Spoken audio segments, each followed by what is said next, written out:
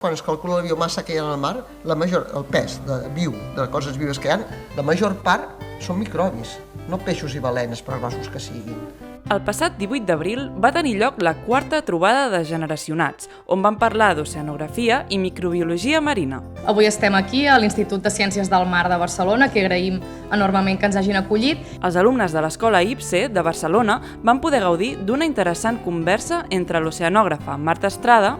No era corrent que les noies estudiessin més enllà dels 12 o 13 anys. Vaig fer biologia i medicina vaig acabar després. I això que us he posat a la dreta és el Corni de Saavedra, que és un vaixell que ja no existeix. El primer vaixell oceanogràfic encara lluís que va haver-hi a Espanya, que vaig tenir la sort que quan jo començava la tesi es van posar en servei. I la doctoranda en microbiologia marina, Ona Deulofeu. Estic estudiant els microorganismes procariotes. La meva tesi consisteix en entendre qui són aquests microorganismes, o sigui, la seva ecologia, què fan, per què de cop fan un creixement tan important. Juntes van tocar temes com: hem passat dels cultius a agafar directament de l'aigua, filtrant-la i agafant material genètic i poder identificar quins microorganismes hi ha. El clima que tenim depèn de corrents oceànics en direcció amb l'atmosfera. Tornados cap aquí, sequeres cap allà, tot això són conseqüències del canvi climàtic, però el mar té un paper fonamental, perquè és el distribuïdor de calor del planeta. Com creus que ha canviat el paper de la dona a la ciència?